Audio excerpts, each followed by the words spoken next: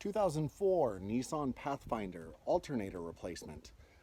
This is not a alternator replacement. This is a fucking rite of passage. This shows the committed, those who are willing to go the fucking distance to get their vehicle working. Because I promise you, if you have the money, pay someone to do this shit. But if you're like me and broke ass and you gotta do it yourself, here's the situation. This is a shitty job. Okay, you're gonna need like pretty normal tools, sockets, some stubby wrenches and likes, but you're gonna want to pick up some power steering fluid because you're gonna take out your power steering pump because it's gonna make this way easier.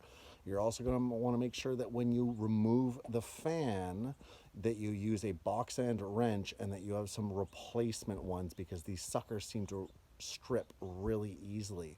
So now you've been warned about some of the things that you're gonna need. You're gonna lose a little bit of coolant, just a little bit, maybe a quarter cup. You can probably replace it with water, but you've been warned.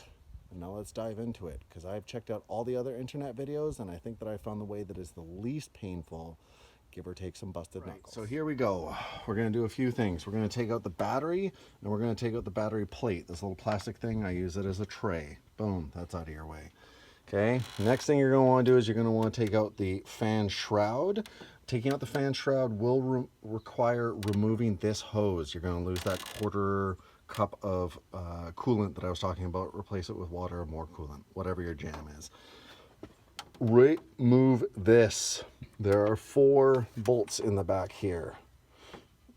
Let's have a look. 4 tiny ones, 10 millimeter. They strip like no one's business. So you want to use a box end. Don't use the open end of your wrench. You will strip these. I've removed this twice for various reasons. And on this 3rd try, I actually couldn't remove it because I stripped them. So box end, 10 millimeter. Okay, be gingerly. Maybe use some WD-40. I use something called Moov-it, which is substantially better. Maybe pre-soak those. Okay, so once you remove the fan and the shroud, it's going to give you a lot more working room to go in here. Okay, so this is your power steering pump, also known as the bane of your existence. So I'm not terribly familiar with removing power steering pumps. I didn't do it this time, but I would recommend doing it if you can. My understanding is that if you just follow this hose up, it leads to your reservoir.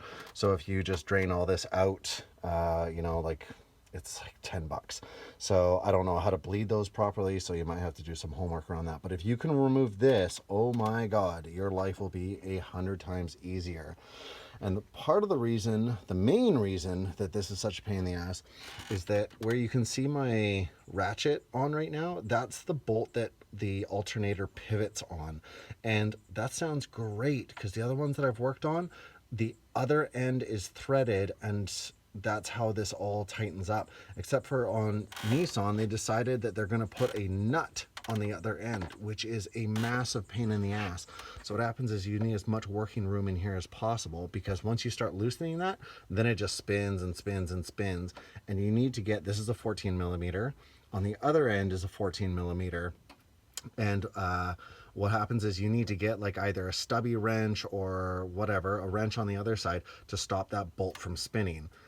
So just to let you know that once you start this again, what you want to do is you want to get that bolt back in so that it's just sticking out the other end, and you're going to have to take that bolt, hold it in your fingers and get back there and hold it in place as you spin this. I'm actually going to buy a Milwaukee ratchet so that I can just put this back in place easily. That would make this job a whole lot easier. But ultimately, the entire bane of my existence of this job has been that bolt on the back end of this pivot. I mean, the nut on the back of this pivot bolt. So it's pretty heinous. Now, the one thing that you're going to notice is missing, where you can kind of see this, that is where the power steering bracket, which you can see right here, went.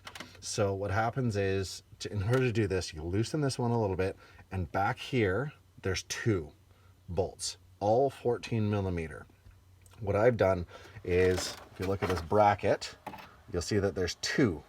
Ignore that 3rd one. There's a coolant line that I'm going to talk about in a bit on that one, but those 2 larger ones are where the power in the back, where it mounts to. When I reinstall this, I'm only going to do the one, because the problem is that this one bolt back here is incredibly difficult to get to. So between this and that front bolt, that power steering pump is going to be totally fine. Okay, this is just over engineering on Nissan's part.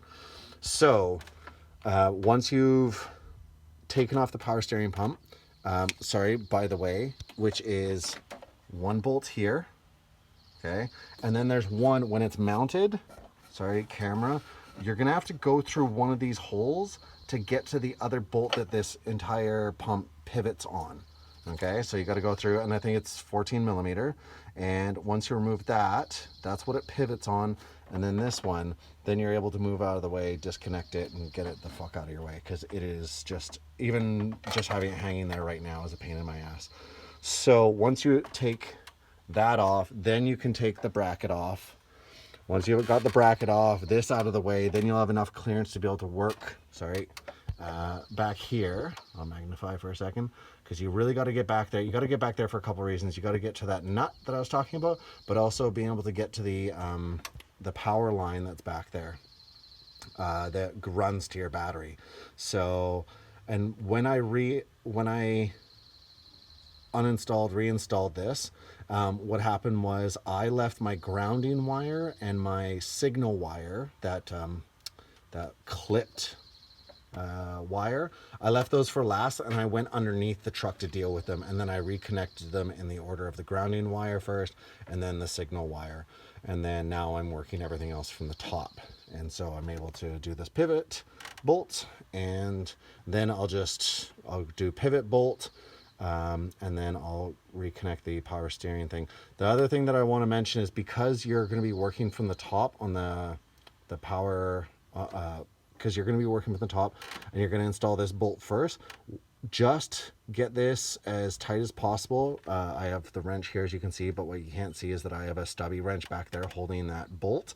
Is that once you get that kind of snug so that you can still pivot it, I want you to come underneath here. Bear with me. And what's going to happen is there is, oh, sorry. So this is how you're going to view it, is that, so you can see where the, oh, for fuck's sakes. So you can see where that belt's going to go, right? This bracket that's here. So you need to install, just tack this bracket in place with the two bolts so that you can get your spacing right, and then go back up top and tighten the shit out of that, so that basically you can get these bolts back in place and you can have the right spacing, so that you don't over tighten the top first and then have to come down here and realize, fuck, I need to undo that again and then make this space correct. Okay, so now I'm going to tighten the snot out of the top, and then I'm going to take this out so that I can do the rest of the work and then install it. Okay, so once you've snugged up that pivot bolt, then you go underneath, you deal with that bracket so you get your spacing right, you come back up here, you tighten the shit out of that, and then when you have to go back down below to deal with whatever else, you can remove that bracket if it's in your way. And then you're going to install your power steering pump bracket. And like I said, I'm only going to install the two bolts because they are massive. They are huge bolts. So, like, I mean, this is what's in there for these back ones. I mean, that, and then the front one is just as big. It's more than enough. Then I can reinstall the power steering pump, and then once the power steering pump is installed, then I can get back to dealing with putting the belt back on and dealing with the tension after that. I've done this job the long way, the hard way. I am gonna guess worst case scenario is about 4 hours. That's with everything going wrong and fucked up. I would say, yeah, you could probably do it in 2 if you followed it my way exactly. And assuming, of course, like, you're one bolt snapping away from having a bad day, but assuming that everything goes smoothly, I estimate that it could take a couple hours.